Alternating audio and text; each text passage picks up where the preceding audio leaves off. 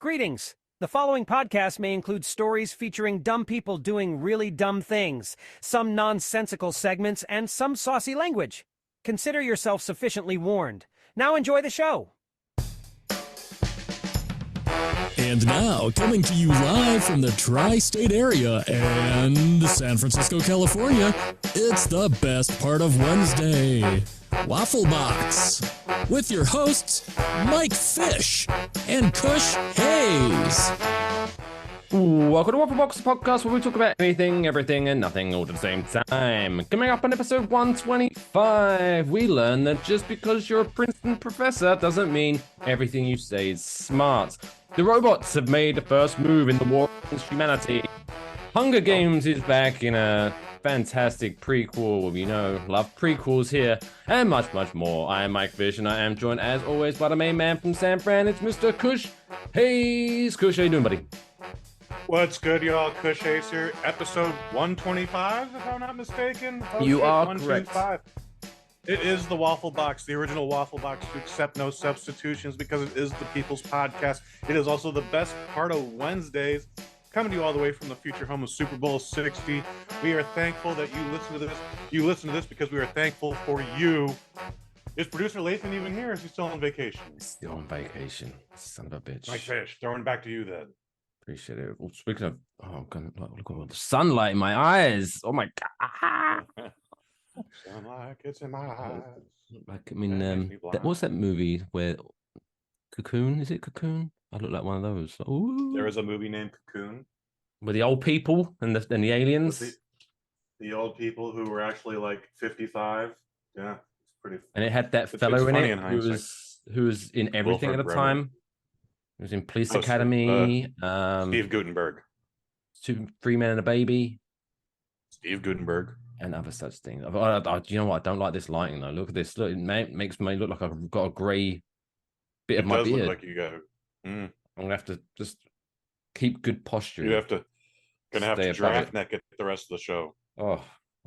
Dude, your shoulders are gonna be sore. Like I can feel the muscles in my shoulders now. Doing this. Like, well, it's my fault. It's my fault because we're doing this. It is. A lot earlier than usual because as soon as we hop off this recording and I edit it and all that good stuff, I am jumping in a cab heading to the Newark airport and traveling to Viva Las Vegas. Oh, it's great for Thanksgiving. You know, it's great. I'm already dreading it, going to an airport the week of Thanksgiving. But the week of Thanksgiving is awful. I have found though flying on Thanksgiving delightful. Oh, I'm sure everyone's pretty much already done it, but yeah. So I'm hoping because it's behind the scenes. It's even though this is the best part of Wednesday, we're recording this on a Monday. So hopefully, I'm hoping Monday might not be too bad as much as Tuesday and Wednesday is probably gonna be horrendous at the airport. But we shall see. We shall see. As long as I can get through security pretty quickly and find myself a nice little seat at a bar, I'll be happy. There you go. Because I skipped my usual bit, because, my usual bit is through security, get cigarettes from duty-free, then sit at the bar, but there's no duty-free from internal flights. Well, I'm sure there is, but I don't think you get the discount. Not much of one, at least. And I'm pretty sure nicotine capsules are cheaper in Las Vegas than they are in New York, so I'll just I'm there. Fingers crossed. I mean, I'll Google it before I go, but I'm more certain because how much is cigarette? Not that we're condoning cigarettes. No, cigarettes is bad. Smoke them if you got them. But I haven't had a cigarette in nearly 10 years, and I say light the suckers up, please. Do it for Kush. Kush says have a cigarette for him. What have you been up to anyway? What have you been up to before? Oh my God, I had a busy weekend. I was working the Warriors game, and then just tried to squeeze in. Yeah, the Warriors are having some of the worst goddamn luck ever. What's crazy is it's 6 weeks into the season, but when I last worked, we were only 6 games into the home schedule, which I thought was quite odd. So, anyways, otherwise, yeah, man, it's a good weekend. Stayed out of the rain, caught up on some TV. Love what they did with Gen V. over on Amazon Prime. The new Invincible season is going pretty well. There was a third season of Upload, which we did a review for season 2, which I found quite delightful and charming. And it's a nice quick burn too. So nice. I went out and enjoyed some culture last week. I went. To the fancy lad. I actually went into Brooklyn and went to see a musical act or a gig, as the kids call it. I went to see Teddy Swims. Don't know if you're familiar with Teddy Swims' work. Can't say that I am. But he's I'm not going to shame him, but he's a large white man. Oh. And when I say large, I don't mean he's not big. He's not a fat boy. I'm not gonna he's a stocky fella. You know what I mean? He's like if he was working the door at a club, he wouldn't look out of place. That's what I'm saying. You know what I mean? He looks like he can handle himself. Okay. But the man has a voice of an angel. Good Lord. Oh, it's so soulful. If you like a bit of soul music every now and again, I do. Do yourself a favor and check out some Teddy Swims. Oh, so good. Teddy Swims. Sounds very aquatic. But I will say, the show, if I had to do a quick 30-second review of the show, the performer, 10 out of 10. Venue, 2 out of 10. The venue is horrible. Because it's called Terminal 5 no, sorry, it wasn't in Brooklyn, it was in Manhattan. Sorry, I do apologize. But if you're not familiar with Terminal 5 in Manhattan, it's just basically a converted old warehouse. Okay. And it has there's the main floor and then 3 levels. So you have 3 balconies. But the way it's designed is that unless you're in the front row of those balconies, you ain't seeing shit. And so you just end up, I mean, you can hear it and hear the live music. And as I say, he sounded amazing, but I was just staring at TV monitors most of the show. Were the ticket prices reasonable? Was honestly, it just $20 to get in? They were purchased in a group thing, and it was a while ago, so I have no idea how much they cost now. Honest answer. But yeah, man, I can already picture the venue, and I imagine whatever level you're on, you walk into the bathroom and you are overwhelmed by just wondering, did they piss in the bucket that they used to paint the walls with here? What the fuck? No? No. I don't know. Oh, okay. Very lucky then. But you've never walked into a men's room. It's good. All piss smell. It's good looking venue. They keep it clean. They keep it nice. But it was just the design of it was very poorly planned. I don't know. Okay. Anyway. Also, before we dive into the show, I've got to go quick shout out to Mr. Alex J. Middleton, famously of the Rob Ryan Show, Houston, Texas, also Past the Gravy podcast, and Claret and Big Blue podcast, which you can check out, which is hosted by Alex J. Middleton, and a fantastically gorgeous Englishman, as they talk about West Ham United and New York Giants. Follow that at CBB Pod. But so he's been doing a thing where every weekend he has crawfish for dinner. He has crawfish for dinner. He's a big allergic to guy. Seafood, shellfish, and other crustaceans and shit. That don't hang out with Alex on Sundays. I will not. Yeah, I'm already cringing.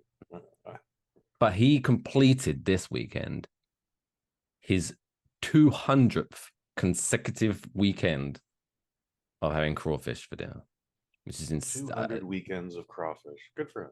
It's insane. He calls himself the Cal Ripken of crawfish. I'm sure it's an American sports reference I don't understand, but I'm happy for him. So Cal Ripken was a pitcher, I want to say, for the Baltimore Orioles, and I believe he's in the Major League Baseball Hall of Fame. Well, I imagine calling himself the Cal Ripken of crawfish is a compliment. Yes. Call yourself the Zach Wilson of crawfish. That'd be that's great. Only 200 weekends. I feel like I eat more chicken on a daily basis. That's every weekend for 4 years. I eat chicken 4 times a week, though. You can't compare crawfish to chicken. Or is it chicken of the sea? No, chicken. I just told you I can't eat anything that breathes underwater. So yeah, it's just chicken. So it wouldn't be chicken of the sea then. But I mean, it'd be have you gone out and ordered a chicken dish every week. Hell yeah. Mm-hmm. Every week for 4 years. Every week. Longer. Hell yeah. As Ron Burgundy once said. Don't believe you. But there you go. How dare you? I was looking for canned chicken because I'm very bougie. I cook dinner for my dog. Not every night. I cook like batches every week. You know, so sweet potato, carrots. I boil it down, mush, throw in a can of chicken, mush, a little bit of avocado oil for the joints, you know, keep it healthy. And so I cook her like dinner, right? And so I was like looking, because normally I go to Costco, shout out to Costco, I guess, because it's bulk buying. But I was running short, I can't bother to go to Costco just for chicken. So I went to the local grocery store to buy a can of chicken. And what was really pissing me off was I was trying to find these cans of chicken. And what kept throwing me off was apparently every fucking company that cans tuna, rather than putting tuna in big writing, puts chicken of the sea. Chicken of the sea. Oh, and I just kept getting, is it? Oh, fucking that's tuna as well. Oh, fucking chicken of the sea. Well, so chicken of the sea is an actual brand name. Well, that maybe they were very popular in this grocery store, but still, it's like, what the fuck? Very popular. Yeah. No, it's a very popular brand, but yeah, it's just tuna. But yeah, it throws people off. Do you remember the pop singer Mandy Moore? And maybe she never filtered over to you yourself. No, yeah, I'm familiar with her work. Yeah, she got made fun of a lot because she never knew what chicken of the sea was. She was like, "Are there actually chickens in the sea?" And people were like, "Ah, dumb bitch." And it's like, no, guys, she grew up in a high class home, man. Like she doesn't eat food out of cans like the rest of us peoples. Okay, she's never been exposed to that. Leave her alone. Okay, George Anchorman 2, when he's trying to get the band back together, Ron Burgundy's trying to get the band back together, and he finds Champ Kind, who's running a chicken restaurant. And he turns out to cut costs. He's been deep frying bats rather than chicken. And he's like, should you do it? And he's, I don't know if it's in the actual movie or it's in the deleted scenes, like the blooper reel. But he was like, some people call bats the chicken of the air. And Brumberg said, who says that? Who says that? I hated Anchorman 2, but they actually did the original DVD of Anchorman 2 has two different versions. One is the movie you saw in the theaters, and the one is just like, there are all these other bits that we couldn't stuff in this movie, but we had enough footage. We made a whole different movie. We're still going to call it Anchorman 2, but here it's in the special features. I think they did that with the first one as well, where they made a separate movie about, and they called it like Anchorman 1.5 or something like, not 1.5, that's a Jackass, but yeah, they did something similar to that. That was Jackass. Yeah. But the blooper reel, if you don't, just do yourself a favor. So watch Teddy Swims, and also watch what do they call it? Not the bloopers. It's called like the laugh, the reel, or something like that. They call it, or whatever. I'll figure it out. Of Anchorman 2, it's hilarious. Hilarious. I'm not going to mention it. I'm not going to spoil any of it for you because out of context, it won't be very funny. But there you go. Should we just crack on? Should we just crack on to this week's show? Let's do this, buddy. Week's Thanksgiving special. As you can see by I've done nothing special about the overlay because it's just, what is it about? I'm wearing fall colors. You are. I'm just wearing a blue t-shirt with the Waffle Box logo on. But by the way, buy the merch. Buy the merch, man, on it. Because it's, Thanksgiving is all about exploration because, we are giving thanks to the mass culling of turkeys and the mass culling of indigenous people. Oh, no, we actually had a nice dinner that night. Don't start that shit. We had a nice dinner that night. There was corn and maize, and we had some turkey, and there was cranberry sauce, which is fantastic because the store was closed at that hour, so I don't know how they did it. But look, I'm not judging anyone coming from a British background. We did our fair share of shit back in the day, but you know what you did. No, you know what? If anything, this is your fault because we left the United Kingdom to get away from you cunts. And then you just still horrible for the plight of the. So the apple doesn't fall far from the tree, huh? It's you. Yeah. You and your What whole else? goddamn empire. No, we don't want to pay taxes Now without the size of a representation. shoebox. Whatever. Anyway, let's crack on. It's time for this week's. That was the digital equivalent of us wrestling on the lawn, and then Dad just spraying the hose on us. All right, you boys, stop that shit. Me like getting dragged away, holding my beer. Fuck, this is America, huh? Free speech, free speech. Are your pants around your ankles when this is happening? Of course they are. Of course they are. Goddamn right. You passed. That was a test and you passed. Woohoo! Time for this week's top stories. It's now time for this week's top stories. Let's start the timer. Now this is going to be a horrible shit show editing this, but anyway, whatever. This week's top stories start with us from Princeton, New Jersey. Woo! Which I actually went to recently. It's quite a nice town. But yeah, so I don't know if you saw this. I did text you the other day, giving you a little spoiler alert about what we might be discussing. But a Princeton professor has been accused, and I hate that. Again, I hate that word, like when it's just willy-nilly used. Like, he's been accused of allegedly. He's done it. It's out there. It's in the ether. It's on the internet. He did it, right? But he is arguing for decades that we need to rethink bestiality.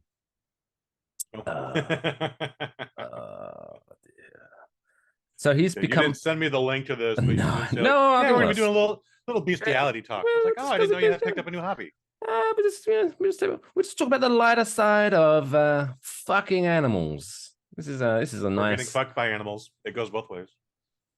I guess. Yeah, there is the Tijuana donkey show. I guess. Mm-hmm. He's just getting his he's like, hey, you like it, huh? And apparently she does sometimes. But anyway, so he has urged his social media followers to, quote, read and ponder a thought-provoking journal entitled Zoophilia. Mm-hmm. That's what it's called. Now, I don't know. There might be other examples I'm not thinking of, but generally, if the word ends with philia, it's not normally a good word. In this case, it definitely isn't. So the article is entitled Zoophilia is morally permissible. You're already losing me on the title there, buddy. So Dr. Peter Singer, a teacher of bioethics at the Ivy League School's Carter Center, of Human Values since 1999, posted a link to the article on his X account, saying, this piece challenges one of society's strongest taboos and argues for the moral permissibility of some forms, maybe that's his Gurjo free card, some forms of sexual contact between humans and animals. The 77-year-old, oh, there you go, he's a fucking old weird fuck. Oh, he's at that age now. He's just like, I don't care anymore. I'm tired of running. I'm old. I'm lonely. Come here, kitty. Come here. Quote, this article offers a controversial perspective that calls for a serious and open discussion on animal ethics and sex ethics, Singer continued. All right, let's have this conversation. Don't fuck the animals. Like, just leave them alone. So he said, like, so in the article, apparently, it says that animals can consent to sex with humans. How? Like, they don't speak by turning around and putting their butt up, I guess. But still, yeah, no, they're just being nice to you because they're hungry. That's it. They just want food. Keep your really want this dick food, in your pants. Turn around. Oh, and it may not always be a harmful experience for them. Well, that is if the animal is fucking them. If the animal is fucking the person, it's not a harmful experience. However, it is the other way around. That's just cruelty to animals, honestly. There's two. I want you to finish the story, but there are two examples of this. One guy died getting fucked by a horse. Horse is longer than this frame I'm currently in. And he tried to take it all, and guess what? It impaled him, and he bled to death. However, there was another instance where I don't know what any town USA was in, but cops came to a house, suspected bestiality happening, and then it turned out the dog is fucking the guy, and they're like, well, this is definitely weird, but the dog is fucking the guy. The guy's not fucking the dog. The dog is not in any harm here. The dog is just fucking. So I guess we'll just, I don't know, put a little blue flag here or something that warns people to stay away from your house and keep your animals away from him. But we could not make an arrest in this case. Interesting. That's got Bizarre, to be a loophole in the law. That's got to be like. Well, so again, that's the thing. Like, there are ways to consent. Sure, the dog would be happy to fuck you. If it's happened once, it's going to happen again and again. Maybe he again treated the dog that. poorly, and the dog was like, "Oh, I'm going to get you back, pal." Maybe that's where is that where the saying "raw dog" comes from? Do you think? Because I'm pretty sure that dog wasn't wearing a condom. How funny would it be if the dog was wearing a condom, though? It's a little pause, trying to just.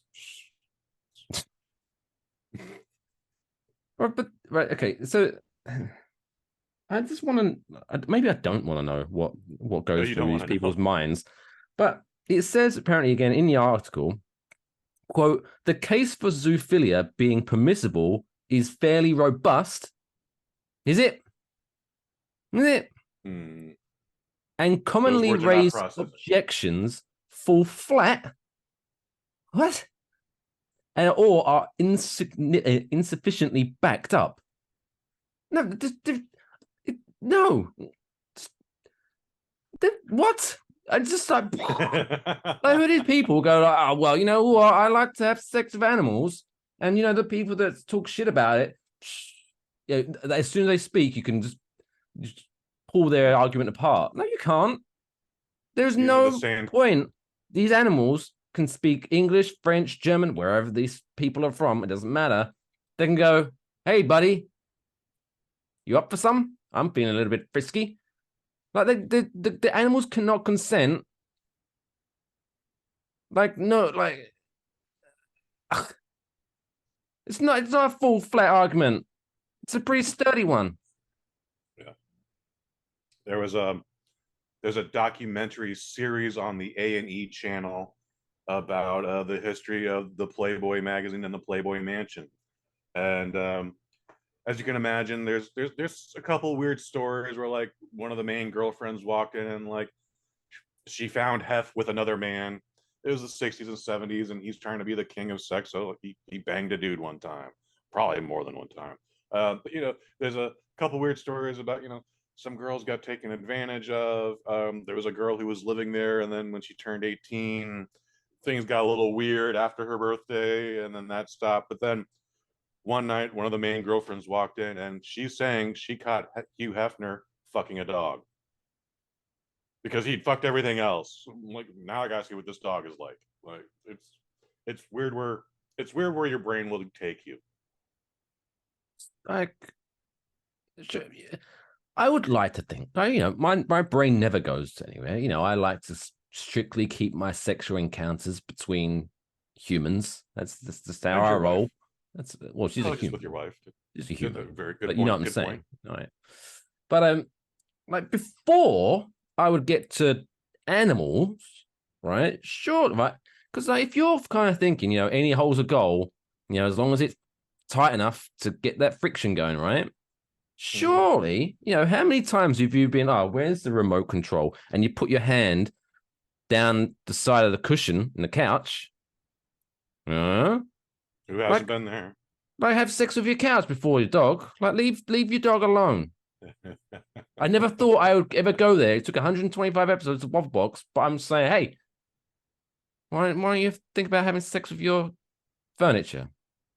Right? Because then you can just unzip the cushions, put them in the washer, good for another round. But that animal, that dog's going to judge you for life. Just think about it. Just don't fuck your animals. The more you know. Animals. The more you know. Anyway. Let's move on to the war. The war that's raging on, and not that war, even though that is bad. All wars are bad. But War is bad. did you hear this? In South Korea, right? A man has been crushed to death by a robot in South Korea. Oh. Get ready for this. Was it the Gundam model? No. Okay. After it failed to differentiate him, a human, Oh god. from the boxes of food it was handling. Like, really, robot? Oh, he looked like a cardboard box to me. No, you knew what you were doing. You knew what you was doing. So The the incident. robot is a food processor? What's happening? No, well, so the incident occurred when the man in his 40s was inspecting the robot. The robotic arm confused the man for a box of vegetables, grabbed him, pushed his body against a conveyor belt, crushing his face and chest. Oh wow. Like, what the fuck was it doing? Like, what was it designed to do? He was sent to hospital, but later died, which, any loss of life is sad, but, I'm not a doctor, but if someone's face and chest have been crushed by a robot, I don't think his life expectancy is very long for that. No, I'm surprised he was still alive getting the ambulance, but the robots, man, the robots, I've been warning you for this. This is literally the start of the Matrix. This is the start of that weird Wachowski's movie. They also did the Matrix, but the one where Tom Hanks played a Korean guy and Halle Berry played a white man. I don't think I've seen this movie. Oh, it's a very long movie. It's an interesting idea. It's based on a book, Cloud Atlas. Cloud Atlas. Why was Tom Hanks playing a Korean man? Because he plays 5 different characters, and there's like 5 different stories. And each story is like, this is this person's ancestors, this is their ancestors. There's a little bit of controversy about it, but it was done with the best of intentions. Yeah, just stay away from robots. They're all.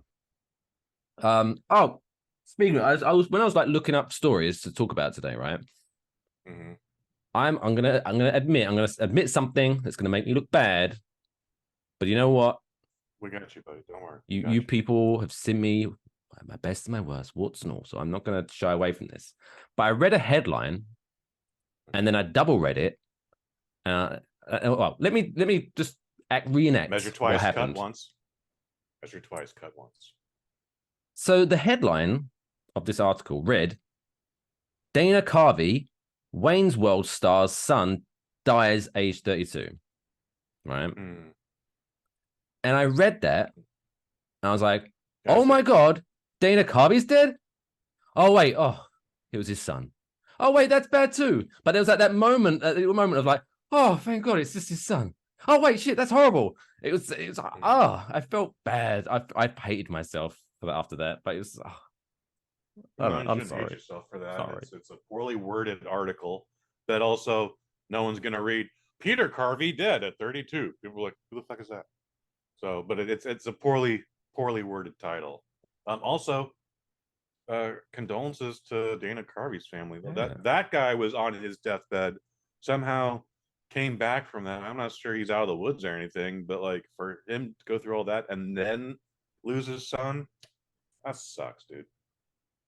Also, while I'm discussing news media, mainstream media, I'm gonna allow me to have a little woke moment here. It's gonna be again about a woke moment. Wake up! Woke alert! Here comes the liberal snowflake wokeness coming in, right? But did you see recently how Will Smith, is coming out there? Did he have sex with a guy while he was filming Fresh Prince? Did you see that story? I have, but that's not a new story. That's been around for about 20 years. Well, may I just say this, right? This is my little woke moment again. Woke. Whether it happened or not, not for me to say because obviously I wasn't there, right? But I have an issue, and I did tweet out this a little, or X it out a little, whatever. My disdain and annoyance at the way articles were written and headlines were written, where it was like, Will Smith accused of having sex with a man.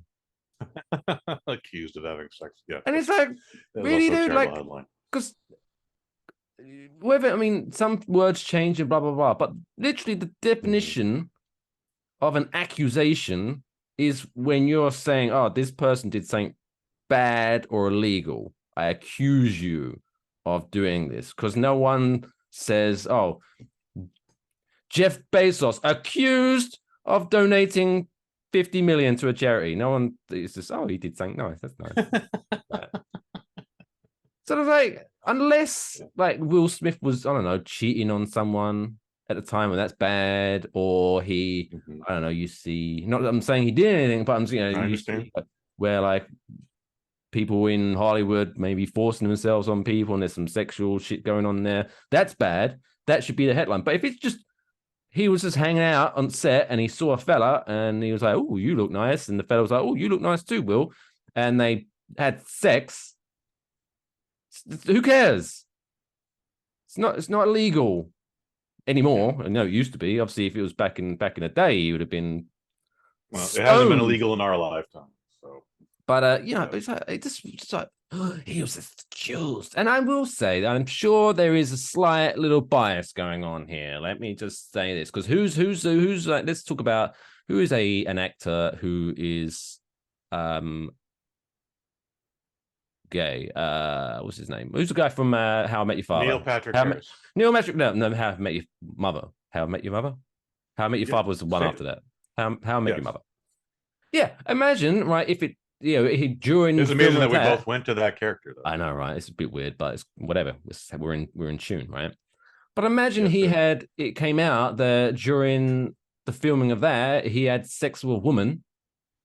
You're not going to see the headlines. Neil Patrick Harris accused of having sex with a woman. It would be like, oh, look at that. Oh, thought he's gay. Look at him. It's weird. It makes me uncomfortable. And I think you just need to discuss things that make you uncomfortable to make them less uncomfortable. But just chill the fuck out, man. People can fuck whoever they want as long as it's not an animal. Go back to that. As long as it's not an animal, as long as it's human on human love, who gives a fuck? There you go. There's my little woke moment. There you go. That's woke enough. Yeah. I didn't read the article. I saw someone else talk about it, and from what I understand, like, this came up again because of some interview Will Smith did. And while we're mad at the mainstream media, the lamestream media, and the lying to you. The Smith family does not need to share as much as they've been sharing these past couple of years. It's only drawing questions and making people question. And again, it's none of our business, but they're putting it out there for us to go like, what the fuck is that about? Seriously, who lives like that? Wait, you had ironically, you had sex with your son's best friend? That's weird, Jada. Why are you bringing that up? Yeah. And ironically, mom and dad are doing more social media tweeting than the children, who I think are now adults, but still, like, no one's saying like, oh, Willow Smith is doing such and so, and Jaden Smith got caught blowing a guy at Gold's Gym. Like, those stories aren't coming out. But for some reason, we got to keep talking about Will and Jada, and just, guys, we don't need to share everything. Okay. By the way, if you're, I know it's a hypothetical situation you just brought up, but I'm going to judge you, right? If you are blowing a guy at Gold's Gym, I'm judging you a little bit, unless it's post shower. But if it's like post workout and you're all sweat, that's disgusting. That's gonna be Just have a little shower first, then commence blowing. You know what I mean? Just a little bit of self cleanliness. That's what I'm saying. I used to work at a Crunch Fitness downtown in San Francisco. No one's blowing anyone at Crunch Fitness. Some people have standards. Actually, so many people were having gay sex in the sauna that they had to remove in the sauna. In the sauna. Gee, you have to have good cardio levels to be able to go to Pound Town in a sauna. Depending on what day you were looking at Craigslist, we were the swinginest gay club in San Francisco. It was pretty wild. I wouldn't be able to do it. I'd be like a couple of couple of pumps in, and I'll be like, Jesus, can we go to? It's hot. I'm having second thoughts about this. It's I'm so sweaty right now. I like it to be. Good for you, I guess. But yeah, this is a very sexually charged episode today. Impractical place to have sex. This is a very homoerotically sexually charged episode. Yeah, it is what it is. Wow. It is what it is. But yeah, I don't know. Again, I'm not judging, but I don't think I would be able to have sex. I just don't think I'd be physically able to do it. It's just this. Just why can't we just not be in the sauna where it's so hot? Well, here I can hardly breathe inside of the sauna. The worst part. Imagine if you were just in the sauna, just trying to get a good sweat on, and then two dudes just start butt fucking each other. You're like, hey, come on. What the fuck? I'm trying to get to my Zen place here. That happened. A guy came up to me. He was like, so I saw you guys taking out the sauna. I was like, yeah, we had to get rid of it. And you don't just flat out say like people are having sex. He's like, we decided to get rid of it. He's like, yeah, all right. I mean, the two dudes just started blowing each other one time, and I was like, what? And what did you do about it? I was like, oh, I just left and put my clothes on and left the gym. I was like, did you tell anybody? No, because it happens so much. I figured you guys already knew. I was like, oh. Which he wasn't wrong about. He wasn't wrong about, but it still drove them to get rid of the entire thing. Well, I mean, if we talk about fellatio, I wouldn't be against receiving fellatio in a sauna. You know what I mean? Oh, you're going to be very popular in prison. Yeah. Why do they have saunas in prisons? Sure. Well, you'll be sweating a lot. Let's just say that much. But anyway, right. Let's move on swiftly. So the last top story this week, one brought to my attention by the one good man, Honorable Kush Hayes, and he just thought, you know what? I'm pretty sure Mike hasn't got enough stories featuring people that he's gonna totally butcher their names. So Kush came through this one. Thanks, buddy. Where a ultrarunner named Johansson Zakriewski, who's Scottish, apparently, although I'm going to guess may have some Eastern European lineage in her life, but doesn't. Not impossible. Not gonna say anything. But she was competing in the Great Britain Ultras in Manchester to Liverpool, which is a race, and this happened on April 7th, long ago. Okay. Oh, that was a while ago. But I think the thing all came in. But anyway, so basically, what you're supposed to do is it's run from Manchester to Liverpool, which off the top of my head, I don't know exactly how many miles that is. But you know what? She thought, fuck it. And she accepted a ride in a friend's car and ended up placing third. Nice. Only third? Yeah, I was going to say, like, one, cheating is bad. But if you're going to cheat, and you still... Eddie Guerrero cheated, and she still only finished third, how shit are you?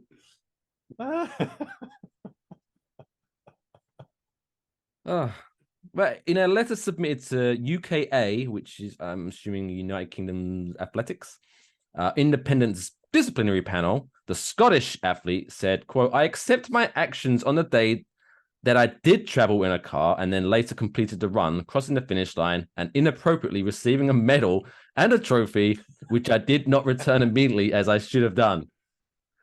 The panel has ruled that she's been banned from competing at any event that falls under the UK athletics jurisdiction or from representing Great Britain for 12 months. She has also been banned from coaching, officiating, and managing for the same time period. I mean, if as what was his name? Who was it? Was it Bobby the Brain Heenan that said this, or no? It was Jesse. Was it Jesse Ventura? Someone in the wrestling sphere said it's not cheating if you don't get caught, or something like that. Something along those lines. Probably the Brain probably said that, but also Eddie Guerrero said cheat to win. If you're not cheating, you're not trying, as he said. There you go. But yeah, like there's sometimes you can find. Look at this fucking light in my fucking face is really pissing me off. But there's like sometimes I appreciate a good loophole. If someone finds a loophole in the rules and benefits from it, I'm almost like, good for you. Well done. But when you're supposed to be in a running race and you're getting a car and drive, yeah, how do you sleep at night? I mean, it's how do you stand there at the end with your trophy and your medal going, fuck yeah? Or if it's me, I'm thinking like, how can I do this faster next time? I need a better car. Apparently my friend's a slow fucking driver. Like, how far back was she that after getting in the car and driving, that she let two other people finish first? Or unless she was sitting in the car going, do you know what? I don't want to make this look too sus. So I'll wait probably two people to finish, and then I'll still get a medal. Mm-hmm.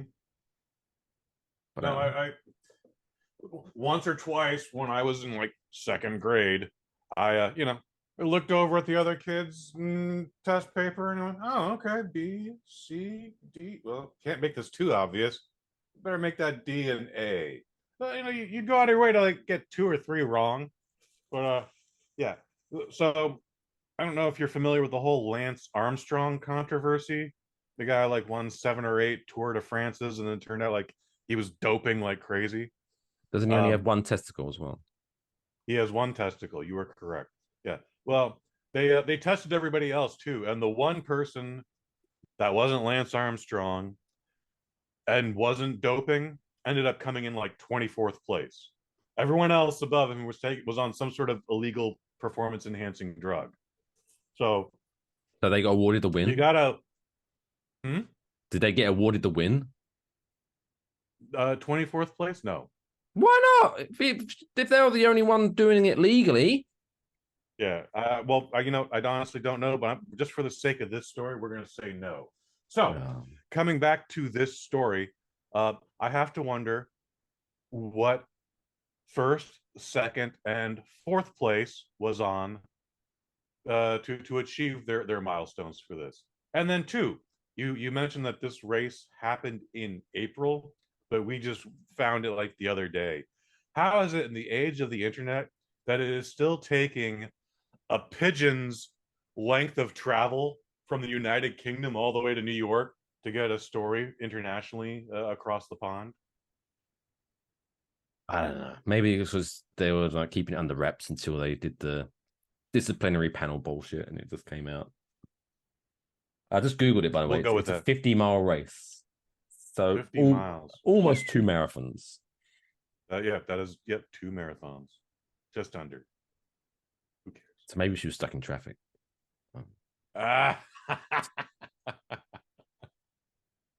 What? The police have got all the streets blocked off. I don't know what's going on. There must be some sort of event going on today. Fuck. You gotta find an alternate, bro. At least it wasn't an Uber. That'd have been funny. That would have been funny somehow. Ooh, a 50-mile Uber. Yeah. Shame on you, Joasia Zakruski. Bringing shame to the good name of the Great British Ultras races that I've just discovered are a thing. There you go. It'd be like, I don't know. What could be like? It'd be like that. It was in like the food eating contests. It's like is it shoving it down? I don't know. Like, could you imagine like doing that? Just he had a little secret baggie and he was just shoveling like, oh, one for me, 1, 2 for the bag, and then still coming third. Embarrassing. I'm waiting for the day where someone shows up to the hot dog eating contest with a colostomy bag already inserted into their side, so that just as they're eating the hot dogs, the bag is just filling up with the bio waste or a vacuum cleaner, and just like. That might be a little too controversial, but I could see why. I like where your head's at, but I think we're bringing machines in on that one. Oh, and as we know, this is still a biological attachment. It's a plastic bag, but it's still physically attached to you. A medical procedure was acquired for that. Performed. I look like anyway. I look like a Terminator. Oh. Get off me, light. You've been chosen. Oh, that was too much energy. My body couldn't handle it. Anyway, that's enough stories about this week. Oh my God, it's that time. Celebrate some people that are actually doing things legitimately. Hopefully. Not cheating at this. And just Hopefully. prove that they did. They get a nice little certificate and they can put it up on the wall. And it's very nice. It's time for this week's Dumb World Record of the week. Why? Why? Why would I? Why? Why? Why? Why? Why? Why? Why would you want to do that? This week's Dumb World Record comes to us from the home of Kurt Cobain and Dr. Fraser Crane. Seattle! Well, actually, technically, Kurt Cobain's from Aberdeen, Washington, but whatever. Don't let that get in the way of a good story. This week, we talk about someone who has an amazing collection and apparently really shitty friends. We'll get into that in a second. So Charlotte Lee, 54, from Seattle, has earned the Guinness World Record for the largest collection of rubber ducks. Oh, okay. Those people. Yes, those people. They're back. She said... I know a couple of people with rubber duck collections. It's weird. Collections? I don't know. They have like, I would say more than 3 is a collection, and I know folks with like a dozen rubber ducks. I'm like, oh, that's kind of weird guy, but okay. I have 18 Funko Pops, and even I feel weird about that. Yeah, you should, but we're not judging you today. Got a new one. You can't see it. I found a Lawrence Taylor one, New York Giants legend. Okay. I was like, LT. I'm gonna buy that. But yeah, what did she say about her rubber duck collection? She said that she bought her first rubber ducks in 1996 to decorate her bathroom. Why you decorate? I mean, it's a bit tacky, but whatever. You live your life. She said she intended to quit after I had 7. It's very specific. Yeah. But okay, good. But friends would come over and see them and started buying them for me as birthday and Christmas gifts. Like, there's a really shitty friend where because that's a last minute thing, right? Because you're like, oh shit, what do I buy Charlotte? What do I buy Charlotte? It's a birthday coming up. What do we know about Charlotte? I don't know. She's didn't she have those rubber ducks in her bathroom? Yeah, fuck it. Let's get some more of that. Yeah, let's get 2 rubber ducks. Yeah. But if that's the only thing you're known for, you have shitty friends, but also you need to, come out your shell a little bit more. It's frustrating because it shouldn't be the only thing you're known for, but it is the first thing people think about when they think of you. Example, I turned 19 and I got a Superman logo tattooed on my shoulder. It's the only tattoo I have. I was supposed to get it touched up. I was like, fuck that. It hurt. I hate it. I don't hate the tattoo. I sometimes forget it's there. However, for the next 3 years, because I got this dumb tattoo, every gift I got, Superman this, Superman that, Superman comics, Superman toys, Superman the movie, Superman this, Superman that. And, it's all very nice and everything, but you're like, I don't like Superman this much, to the point where I just like want my room bedazzled in Superman paraphernalia. Just, 1 or 2 things is fine. Oh, absolutely. It reminds me of this time I went out at a bar for my birthday, and I arrived there before anyone else. And I thought, you know what? I'm going to cheat the system here a little bit because, it's an unspoken thing, but everyone, it's my birthday party, right? It's my birthday. So people are going to at least buy me a drink, right? People, that's what you do, right? If you go to a bar for someone's birthday, when you get your drink, hey, buddy, let me buy you a drink. It's your birthday, right? So I knew everyone was going to buy me a drink, right? So I was like, before everyone arrives, I'll just buy myself the cheapest beer on the menu. Yeah, sure. So I'll just drink that, and then once everyone gets it, then I'll get the. I'm not gonna be that dick who's like, oh, you're gonna buy me a drink? I'll have a double this and that, and start getting them to order me. I'll just get a nice beer, but whatever. Mm-hmm. So I bought a what was the beer called? It was a shitty. Like, if you imagine, it was like if you think like Modelo or Corona. Okay. But then someone took that Modelo and Corona. Tecate, yeah. I was going to say, and they ran it through like a homeless person a couple of times to filter it. It's like, this is like, this is yummy. But I didn't finish it in time. And then people started arriving, and they just, oh, he's drinking Tecate. So they just started buying me Tecates. Oh no! And before I knew it, I was trying to finish my Tecate, but I already had 4 other Tecates waiting to drink. And it's fucking hell. And so I just drank So Tecate. I appreciate when friends are trying to do the "let me buy you a drink on your birthday" gimmick, but like, guys, when both hands are already full, just hold. Just hold off. I've only got. I'm not fucking Vishnu here, okay? I can't drink every goddamn drink you buy me. I had a friend who recently had a birthday, and he knew that 30 people were going to buy him a drink, and he was going to be cool probably after about 5. So he made a deal with the bartender. He was like, "Here's a bottle of apple juice. Hide that, and then when my friends decide to buy me a shot of whiskey, feel free to charge them full price, but pour that." Because I do not want to be peeled off the floor tonight. And he did, and he had the greatest night ever. I was like, that's fucking smart too, by the way. Like, That is smart. fucking brilliant, Lou.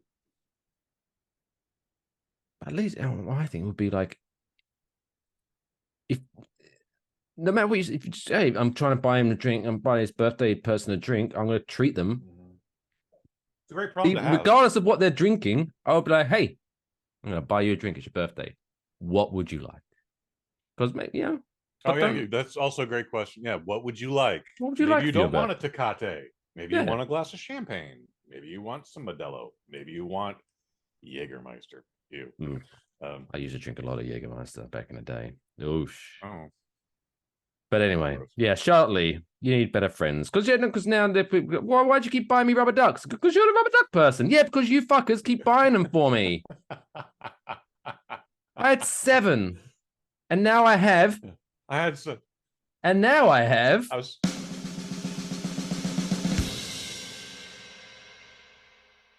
5,631 rubber ducks. What? What?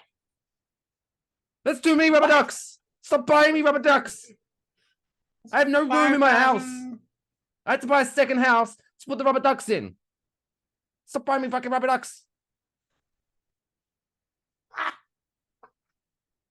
It's ridiculousness. Wow. And she's to blame for this too, because at some point she has to go like, look, guys, we have 14 she of should have these stood up things for now. herself, Thank yeah. you. Yeah.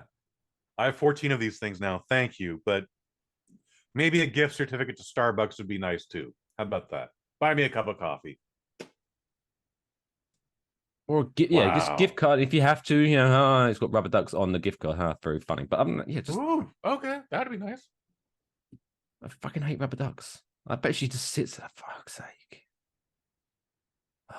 Also, I want to get rid of them because of the pollution. This has absolutely impaired her dating life, by the way. Like, well, maybe not her dating life, but definitely her sex life. She has a nice date. She invites the gentleman back home. And No, would you like to come in? And he's like, sure, please, I'd love to go. And then he comes in. And, like, there's been movies where it's like it's teddy bears or unicorns, but then you come in and it's just 5,000 rubber ducks, and you're like, sure, there's a context to this, but you don't know what it is. And I gotta go. It was nice to meet you. No, depends. Right.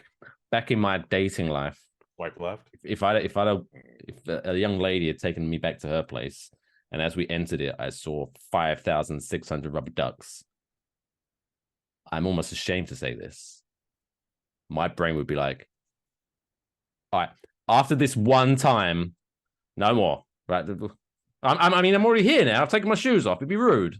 And let's get into this. But can we turn the ducks around? They're just kind of staring at me. All 5,000. All 5,000. Let's turn them around.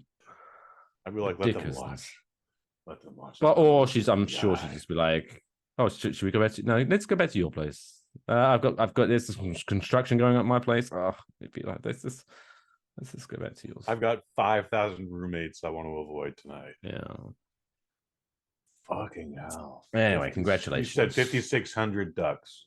5,631 ducks. What would be really annoying is that I would be like, well, I need one more. I can't have an odd number of ducks. That would annoy the shit out of me. They And how can't all does be she on display, know? right? Some of them just have to be like just collected in a box, right? In boxes. Imagine like counting your ducks. And imagine having the Yeah. shame of reaching out to the Guinness World Records, paying an adjudicator to come to your house, and then watching them count your rubber ducks. At what point does the shame not sting so much that you want the world to open up and Maybe this was swallow a you bad whole? idea. Maybe I don't want you to advertise this. Jesus. Okay. Yeah. Yeah. Wow. Does the article say how long her friends have been buying these for her? Well, doesn't. so she got her first ones in '96, so it's probably been a while. It's been a minute. It's been a minute. So yeah, it started off with friends are horrible people, but yeah, at some point over the last 20 some odd years, she should have had the willpower to be like, stop, Look, please stop. please, just Guys, stop buying me these fucking rubber ducks. I know they've got sunglasses on. Huh? It's funny, but don't stop. Anyway, still to come on this week's Waffle Box, we've got it's the birthday quiz coming up after the break. You'll love a birthday quiz. Whose birthday is it? More to be soon. And then also Kush will be talking about the Hunger Games prequel. Ooh, that's nice. Plus Celebrity Battle Royale and all that good stuff. So stick around, we'll be right back after this short break.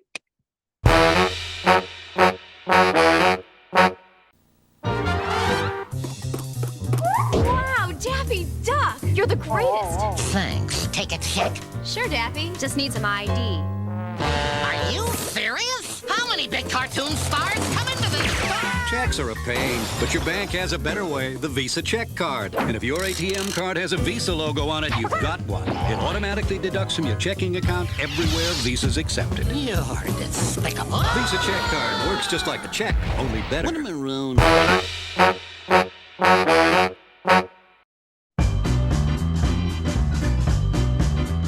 It's now time for the middle of the show quiz.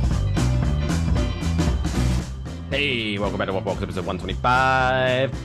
It's the middle of the show, so if you ask me, it's the best time to play the middle of the show quiz. And this week we're celebrating the birthday of Scarlett Johansson.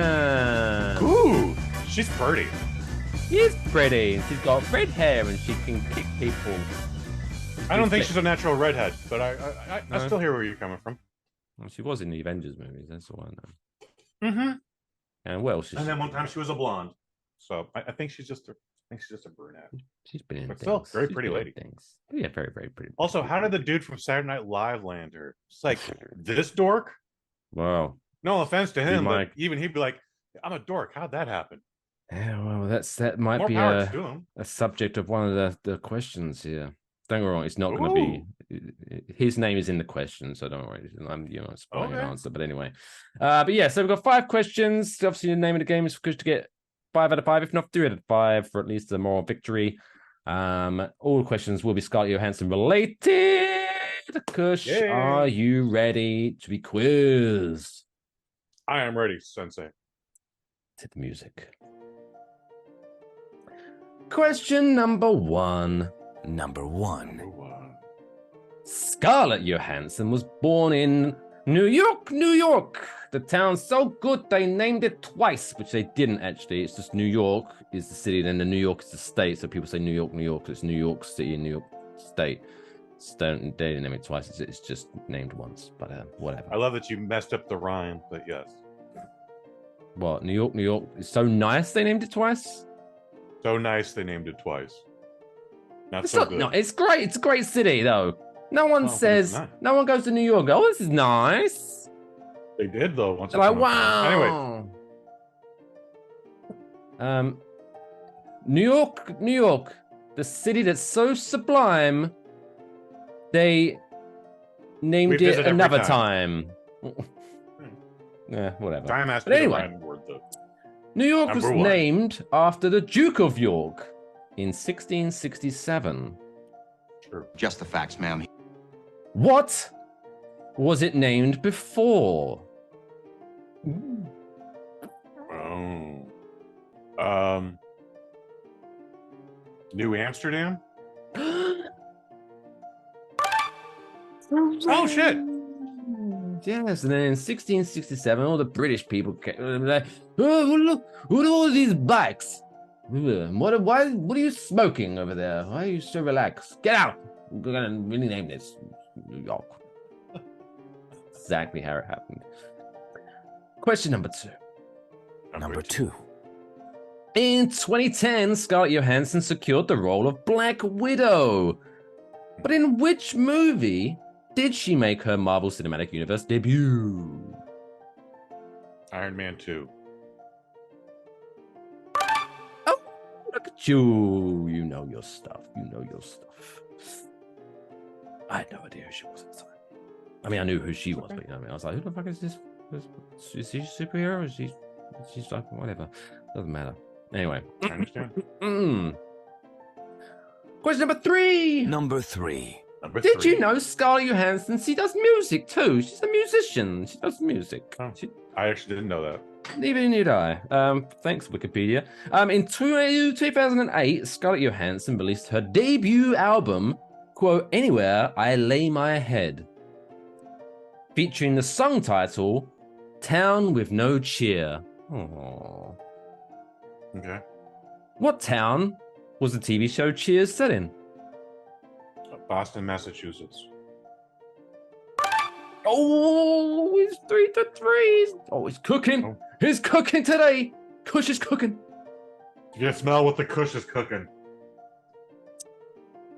Smells sour. Question number 4. Number 4. Number 4. In 2003, Scarlett Johansson starred alongside Bill Murray in Lost in Translation. Great movie. Mm-hmm. Good movie. Very good movie. Other than English, what language does Bill Murray speak fluently? I'm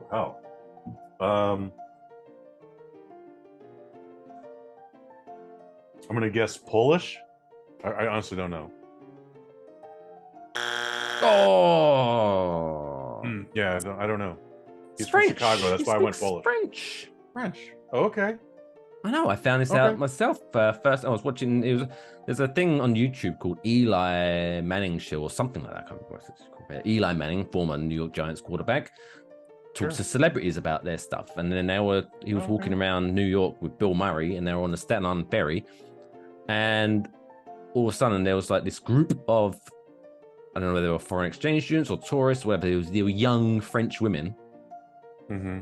And all of a sudden, this Bill turns around and starts going, and starts talking to him in French. Like, what the fuck? I had no idea Bill Murray spoke French. But yeah, he does. Fun fact. Just the facts, ma'am. Oh, I had to push the buttons. Leif would have been more on top of that. But there you go. Question number 5 then. Number 5. Number 5. Scarlett Johansson was once married to Ryan Reynolds. True. And is now married to Colin Jost of Saturday Night Also Live true. fame. So speaking of underwhelming replacements, which actress replaced Katie Holmes as Rachel Dawes in Christopher Nolan's Batman trilogy? Joe.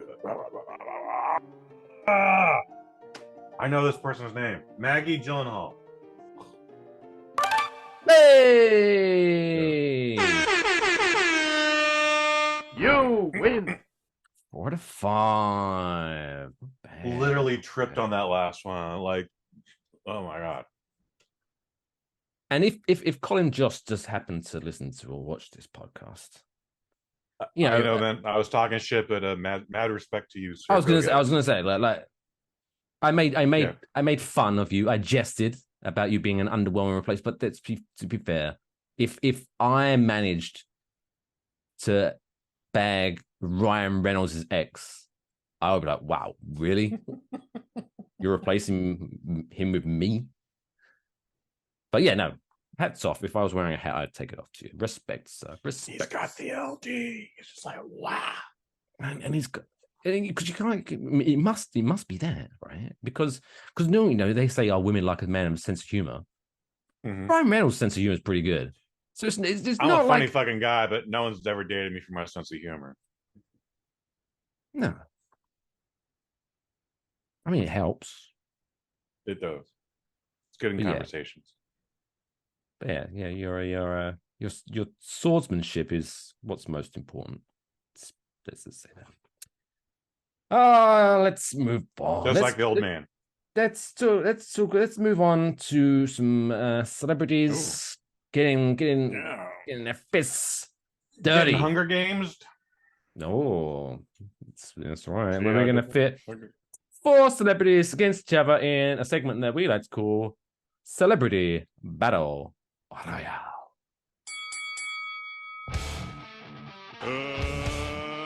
Let's get ready to rumble! Yeah. This week's Celebrity Battle Royale is themed because apparently today, Wednesday, the 22nd of November, is the date that is the official release of Good Burger 2. Did you know that? Good Burger 2 out today. I knew it was coming out. I've never seen the original Good Burger. Me neither. I did watch the trailer. I did watch the trailer for the second one, and I was like, this is so stupid. But then I remembered who the demo is. Like, it's so when very child-centric movie.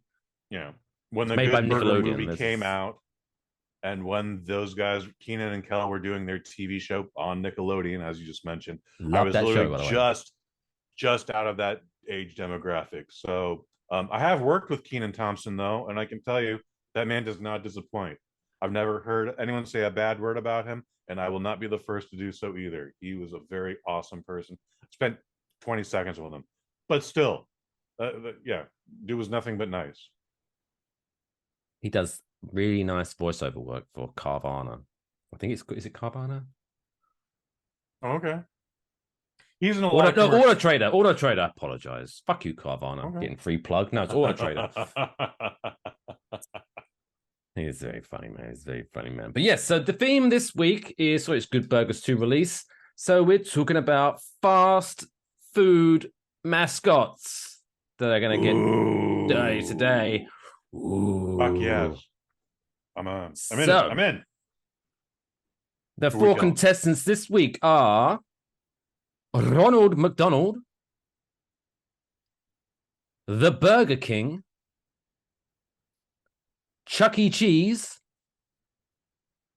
or Colonel Sanders. Oh, now, how dare you? From what I found, I only just found this out. Apparently, the Colonel has a first name. I didn't know this. Do you know what Colonel? Yeah, what the fuck? I didn't know that. Colonel, why'd they call him Harlan? Because maybe they just cut that off. And was like, that's his fucking name, dude. Colonel Sanders is fine. Colonel Harlan Sanders definitely makes it sound like this dude, opened his first Kentucky Fried Chicken restaurant, and he had some. Let's just say he had some underpaid workers. Shall we say? No, he did. let me just confirm that for you. He did. I think you're leaning one way, but I'm also going the other way. But we're both probably correct. So, slaves. Chuck E. Cheese against Ronald McDonald is going to be a back and forth battle, but eventually Ronald McDonald, with his size 18 clown shoes, will squash the good Charles Entertainment Cheese. From there, the Burger King comes in and just cracks Ronald over the head over the back of his head with the King's scepter. However, it is Colonel Harlan Sanders, using his military tacticianship, who overcomes adversity and overthrows the king and his empire. And may America reign supreme. God bless you, Colonel Sanders.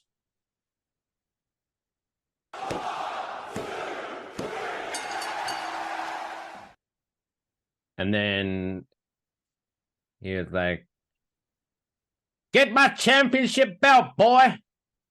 And then everyone got awkward. He probably did say that. Fuck you, Colonel.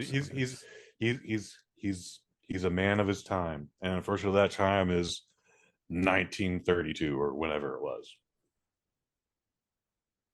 He was definitely upset when they. You remember when made that legal. when the Colonel was actually like breakdancing and rapping in commercials? You just like, I vaguely the do real man remember. would be rolling in his grave right now. I do not agree to dance to this colored people music. He definitely would have said that. You probably would have said something worse than colored people. Oh yeah. I did. Yeah, that was like the nicest rude thing you could say. Yeah. Do you know what makes me? I shouldn't say it makes me laugh, but from a very pale person. But you know, when people who try to claim that they aren't racist, sure, and they're like, but then they say something where you're like, they don't know. Yeah. When they like, what? I'm not racist. I love colored people, and you're like, doesn't sound like it. Fucking colored. It's a hard thing to say. I guess it's like, why? It's not the N word. It's kind of. So when same thing. Whatever. The nomenclatures change from generation to generation to generation. When I was growing up, it was perfectly okay to just call a black person. But then we had to call them African American. But then some black guys were like, but I'm from Haiti. My family's from Haiti. So you gotta, now it's persons of color. And that covers a lot more demographics on the spread. But once upon a time, it was the polite thing to call someone a colored person. Well, that's it all ages out, but social media is a thing. Fun place, as you always know. But I always like those when people in the comments be like, "Oh, how come? What's it? I can't say colored person, but they're a person of color. What's it? That's you can't because that's what they say. That's shit happens, buddy. I'm sorry. Them's the rules. They have a point. No, they have. What's the difference? Honestly, it's literally again, the same number of characters, but it's the words are just phrased a little differently. I'm just saying. For a long time, I heard people saying persons of color, and I'm like, are you just trying to be fancy about saying colored people? Like, are you trying to? Is your racist? No, that's the new polite nomenclature, but it's not much different than what it was 50 years ago, 75 years ago. Fucking hell, who knows anymore? Thing coming from a culture that's been on the bad side of things, a white British person. I appreciate where you're coming from. If someone says, "Hey, I don't want to be called that anymore," I'm like, fine. I'm not arguing. I'm not arguing. I'm just like, you know what? It's cool. That's the best thing to do. It's cool. I approve of that too. Well, I do draw a line is when some people who are trying to be overly thingy, and then they just hear, "Oh, well, okay, so this person, they're African American, okay," and so in their brain they just go, "Every black person is an African American," and they try to say that people in England, so the English people aren't African Americans. Why? Because they're not in America. Because they're not Americans. Yes, that's fucking hilarious. Dumbass. There's are you familiar? I would with love the to see Venture them go Brothers into cartoon? Nigeria and go, "Oh, look, all the African Americans in Nigeria." Fucking geography. I'm offended by a geography, and then it just keeps going. Levels. There's two scenes in this TV series, The Venture Brothers. Since you just brought it up, I was going to only bring up one, but now there's a second one. The kids are on their way to some part of Africa, and they're looking on the globe and like, I can't seem to find Africa America anywhere here. That's the one thing. But then the second thing is they have a Blade type character, a generic Blade character, black guy, swords, kung fu, kills vampires. And he's like, I'm a Blackula hunter. And the guy interviewing was like, that doesn't sound very good. Don't you mean African American vampire? And he's like, look, I don't know what the nomenclature is. I hunt Blackulas, all right? Exclusively Blackulas, all over the world. Anyways, that's the joke. How the fuck did we I missed the Venture anyway? Brothers. Please come back. Colonel Sanders probably was a racist. Colonel Sanders. Anyway, let's move on and You're not talk wrong. about prequel. It's time for a segment where Kush Hayes reviews a movie in a segment that we like to call Kush's movie review.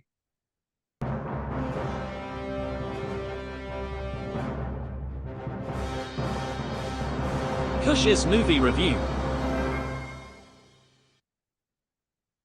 Like Phantom of the Opera.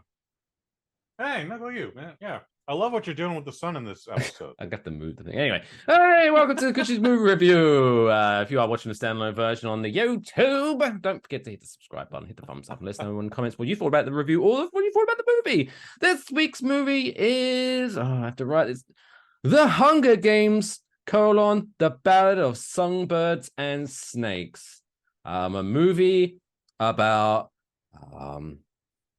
birds and snakes, apparently.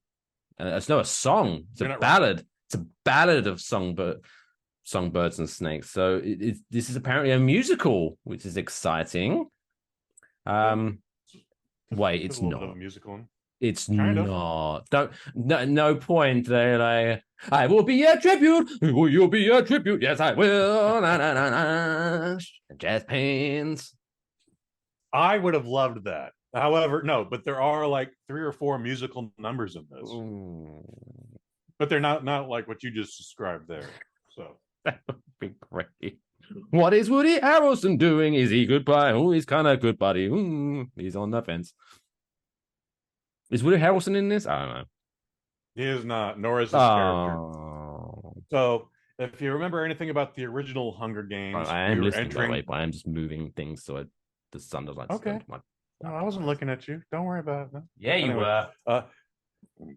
Anyway, if you remember anything about the first Hunger Games with Jennifer Lawrence, we were entering our 74th edition. Well, this is a prequel, and we are entering our 10th edition of the Hunger Games at this point. So it's rougher, it's raw, it's not as sophisticated. They literally don't clean the tributes at all. Like when we took you out of your district, that's how you are during the game, and probably quite hungry, as they didn't feed them at all. Whatever. I don't know if we're going to get into spoilers in this, but just in case we do, if you haven't seen it, and by the way, we're a week into this, so if you're a Hunger Games fan and you haven't seen this, you probably don't want to see this. However, I'm going to give a spoiler warning. I'm giving this a low 4 out of 5. And now I will explain why, and I might drop some spoilers. So you've all been warned, but it's Thanksgiving weekend, and what's more appropriate than doing a Hunger Games movie? The Ballad of Songbirds and Snakes. Quite a stupid title. This is actually based on an actual book. We had the original trilogy of books. We had the quadrilogy of movies because they decided to split the last movie into 2, which was even the director, Francis Lawrence, has gone on to say, like, yeah, I regret doing that. We should have just made that one movie and made it work. This is a hard PG-13 because we're talking about murder with children. And it is a whopping 2 hours and 37 minutes, which honestly is quite long. And the way this movie is formatted, it feels like I'm watching 1.5 movies. Like, it's one of those movies where you're like, that wraps up everything nicely, and then it just carries on going. Well, so again, we're kind of into spoilers here, but not so much. But again, you have now been instructed to leave the video if you haven't seen this movie yet. The Hunger Games happens, and then the movie goes on for another 40 minutes. So this is the movie about the man who will become President Snow. He will be played by Donald Sutherland. In this one, he is played by a man named Tom Blythe. I have not seen him before, but when they do shave his head, he looks like 1999 Eminem. And that's kind of fun, too. This also stars Rachel Ziegler. You know her from West Side Story with Steven Spielberg's West Side Story, to be more specific. Dolph Ziegler's sister? She was in the most recent Shazam film that we have reviewed here, and then she's going to be in the upcoming Disney remake of Snow White. That will be a whole thing.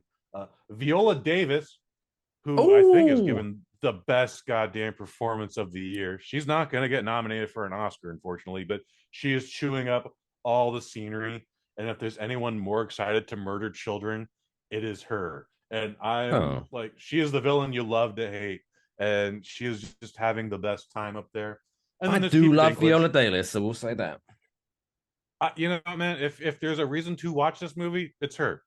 She's, again, 2 hours and 37 minutes. She ain't in a lot of it, but when she's there, you're like, yes, thank God, this bitch is so evil. I love it. Reminds me of the first Suicide Squad movie. I think she was the only good thing about that as well. I have still not seen the original Suicide Squad. I have seen James Gunn's Suicide Squad. James Gunn's version is way better. I enjoyed that quite a bit, which is why I was like, just give James Gunn $1 billion and get out of his way. Let him do whatever, which is now why he's going to be doing the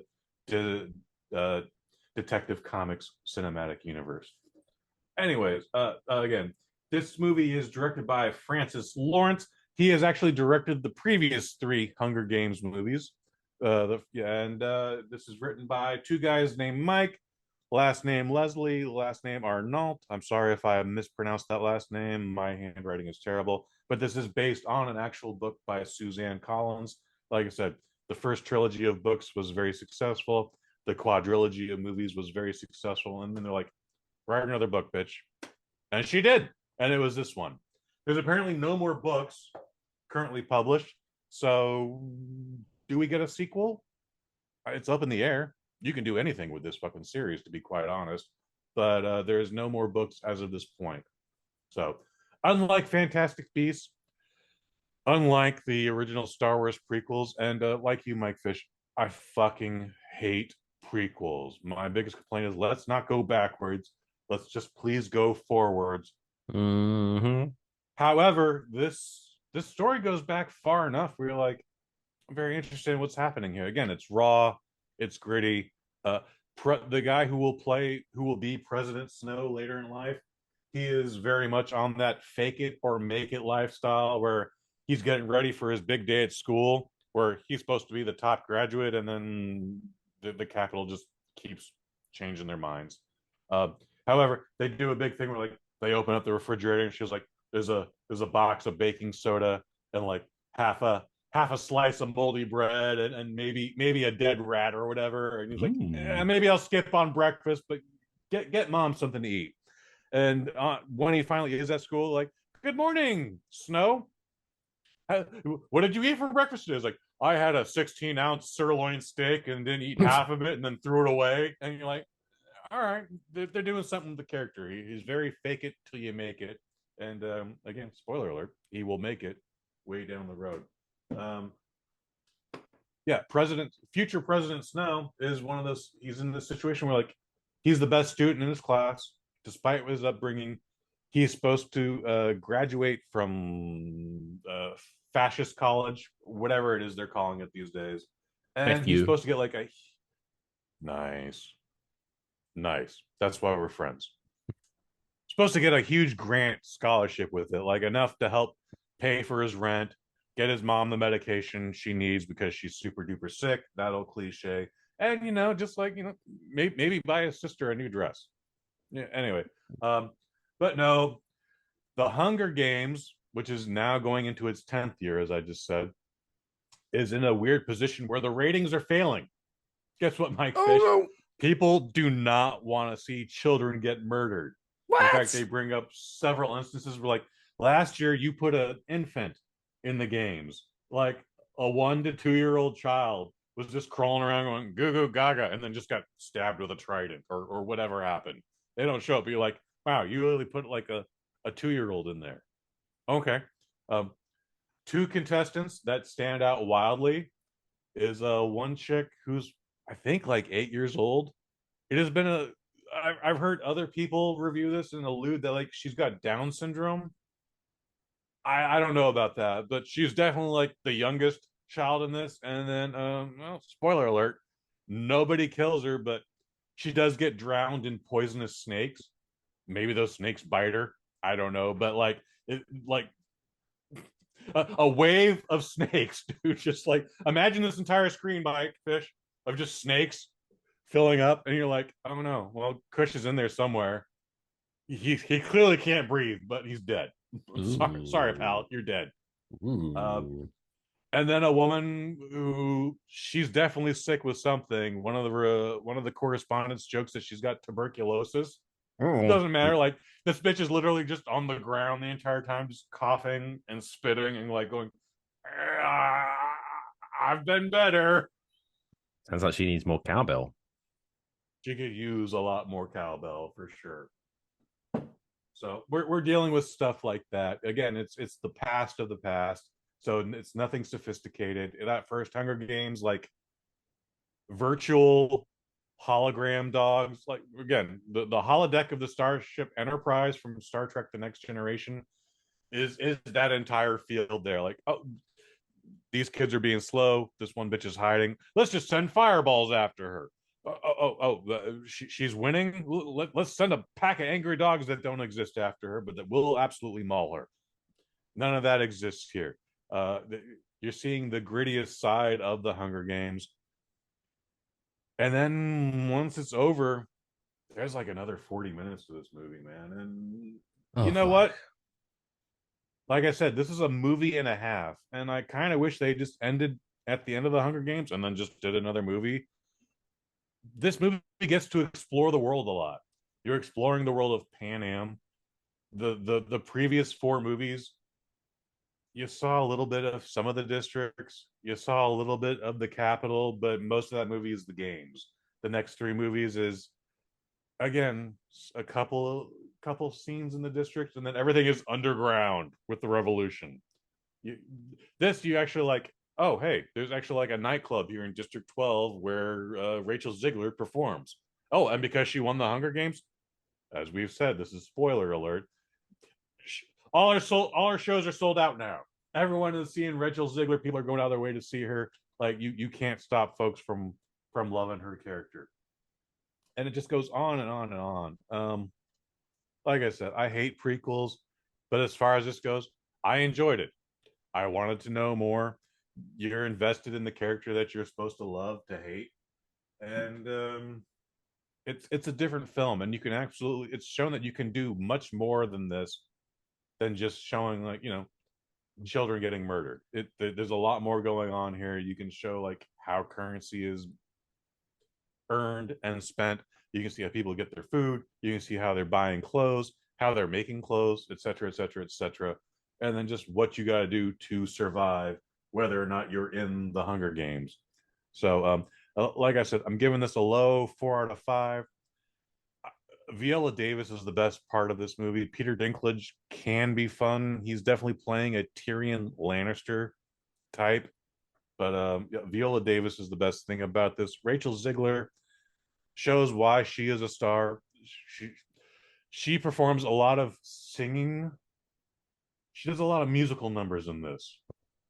And again, it's not a musical where there's a dance scene and all that. Like, she gets chosen for the Hunger Games and then just breaks out into a song. Whatever. She's doing a weird Southern drawl, which I also don't understand. But guess what? This is not the real world, so it's whatever. I don't know if it's good or bad, but there's a lot of times it's like, bitch, what are you saying? Why would you talk like that? I'm going into the Hunger Games. When I come out, I won't be the same. You know what? It's not far from that, Mike Fish. Honestly, it's really not far from that. So, anyway, low 4 out of 5. Hunger Games of Songbirds and Snakes. Again, I liked it. Low 4 out of 5. Can't recommend anyone go see this in the theater. If you're a Hunger Games fan, you've already seen the movie by the time this review drops, and you'll have more fun with it on Netflix or whatever streaming service. So, but yeah, it's really good. I would say it was the second best one. Ooh. My thought process. I did not care for those other 3. If you're gonna do a prequel of Hunger Games, flesh out the story of like how did the first one come about? That'd be a more interesting story, I think. They still have the option to do that. I guess they can still do that, buddies. They can absolutely still do that. But you know, I'd also like to see how Hunger Games 11 goes now. You know, like things I didn't give a shit about. We're gonna go into Fast and Furious territory now. We're gonna get into like Hunger Games 57. Suzanne Collins has put us in a situation where she can do that if they need us to make more movies. This movie cost $100 million. It grossed over its first weekend 99 million worldwide. I can't see us not having a sequel for this. Does it encroach into the period, like I said, like when the Harry Potter movies were really good, and then you could almost tell when they're just writing these books to make movies out of them, and they could definitely see a turn in quality. Is that the same here?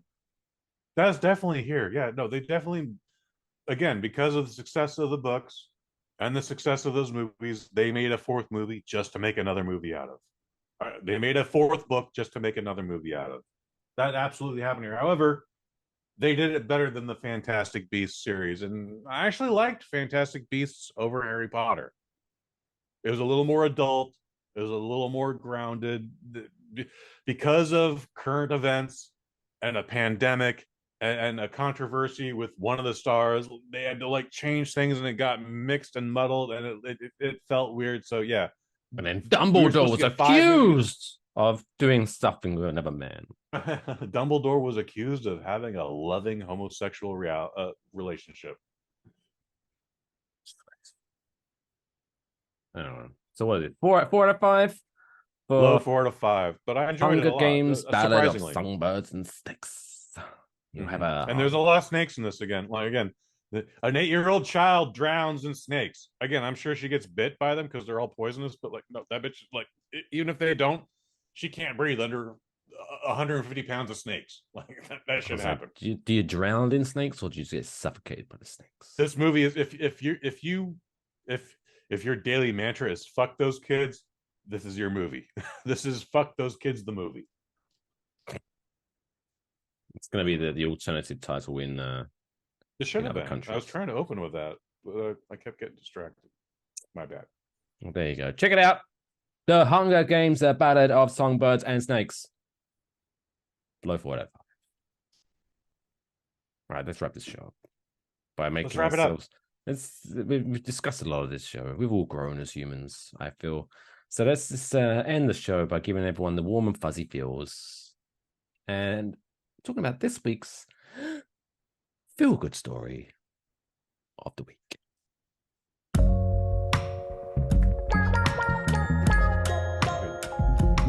It's the coolest fucking story I've ever heard in my entire life. That's insane. Can I hear it again? And this week's feel-good story comes to us from England. I think we can all say, unite as one to say, hey, breast cancer, that's pretty fucking shit. But thousands of women in England could now benefit from a drug that helps prevent breast cancer. Anastrozole. Google it. Don't go to your doctor and be like, this is what Mike said. Anastrozole. I don't know what it is. But it's been used for many years to treat the disease, but has now been licensed as a preventative option. Recent trials show that the drug can reduce the incidence of breast cancer by almost 50% in post-menopausal women at moderate or high risk of the disease. Charities said that it was a, quote, major step forward for women with a significant family history of cancer. Right now, an estimated 289,000 women could be eligible for the drug, and if just 1 in 4 of those came forward, it could help prevent over 2,000 cases of breast cancer in England, NHS England have said. So, boom! Oh, yeah. That's a pretty fucking good story. We just fuck you, cancer. And so hopefully breast cancer, because I think it's one of those situations where, you know, it's you don't have to go far. What's the 5 degrees of Kevin Bacon or whatever thing is? 6 degrees of separation. 6 degrees of separation. I don't think many people like have to go far to find out someone close to them that's been, you know, had to deal with this shit. So it's just a horrible fucking thing. So, you know, we're getting closer to a cure for cancer or breast cancer, which sounds like a fucking good idea to me. But I'm just saying so myself. Right? That's what's up. What's up? Right, I'm gonna escape from this light trap that I'm You in. look like you're being attacked by someone. I'm you know, I felt quite distracted, I must admit, so I'm quite happy with how amazing I've been. I look. You handled it like a pro, bro. It's going for my eye. It's like a scar. You look like a pirate. A pirate made out of sun. If you're not watching the video version on YouTube or Spotify, this means nothing to you. But anyway, still to come. What we got? We got podcasts. We got a podcast. Kush, you doing a podcast this weekend? If Microdose, a new episode on Friday. It's a holiday. We were hoping to do something special. It didn't work out, so we're gonna air an old episode you guys have possibly never heard, or whatever. Ooh. But look, I'm gonna go into the archives. I'm gonna pull out something special from the Bosnet. It'll be on the Microdose RSS feed, and it will count as an episode this week. So basically, what Kush is saying is he doesn't care about you if you're outside of America, because all he's saying is, oh, it's a holiday in America. So if you're in Spain and you don't celebrate Thanksgiving this Thursday, he's like, well, fuck you, Spain. I'm still on holiday. I want a break. That's what he's saying. Yeah, I am on a break. He is on a break. What are you gonna do? I have to work tomorrow or on Friday. Yeah, that's like a 17-hour day. Absolutely. Make sure you follow us on all our socials at Waffle Box on X, at Waffle Box Pod, and everything else. You can follow this Joker on Facebook at Cushford Hayes. Follow me at Only Mike Fish. Make sure you go to enjoywafflebox.com for all the links of how you can support the show. We appreciate you. But before we go, Mike Fish. Before we go, Mike Fish. Again, it is Thanksgiving week here. It is Thanksgiving. Tomorrow's Thanksgiving, and when the movie reviews, it'll be the day after Thanksgiving. But dude, forget about the calendar holiday. Forget about the apartheid and the oppression. Based on the holiday meaning, what are you thankful for this year, sir? Turkey. I'm very thankful for health. Even God knows, the amount I drink and smoke, I have no right to the health that I have. But some people are lucky. Friends and family. Shout out to you, Mr. Hayes. We're now 125 episodes deep. Thank you, We always say it's the best part of Wednesday. Well, you know what? God damn it, it's the best part of Monday. I always look forward to recording and shopping it with you for a couple of hours every week. So I appreciate you for helping me do this. And other than that, I thank you for listening or watching, because spoiler alert, we don't do mega numbers. We're not getting that Spotify exclusive deal. But you know what? Whenever I do check it, I don't check the listens, but when I see one person, just the fact that one person has taken time out of their day to listen to me and Kush talk bollocks for a couple of hours is pretty goddamn sweet. So I appreciate you, and I'm thankful for you. Kush, what are you thankful for? My list is a little longer. I know the music only goes so long, so you might have to loop it. But I'm thankful for my family. I'm thankful for my mom, who's obviously still part of my family. Little sister Hayes. I'm thankful for little brother Hayes. I'm thankful for everyone that has been a part of the Bosnet family. We're talking Jamil Hemphill, Len Kabazinski, Kinda Guy, Robin Seto, friend of the family, Mike Fish, who again created the Waffle Box. Thought we could be a part of this, and thank you for bringing us in, man. Like, I sincerely appreciate. Again, it's the best part of Wednesdays because I love doing this with you, dude. I am thankful for everyone who has listened to anything I've produced. I am thankful for the Syrup Squad who does chime in every day. You're a very small but incredibly loyal fan base, and I hope everybody has a safe and happy holiday. Please don't drink and drive, and I look forward to doing this again with you before Christmas. One of these announcements. But anyways, guys, thank you so much, and dude, hugs and kisses. Mwah. Oh. But until I raise my bottle to you. Oh yeah, cheers, buddy. Until next week, take care of yourselves and each other.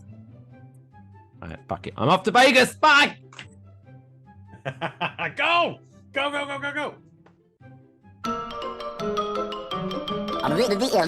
all, folks.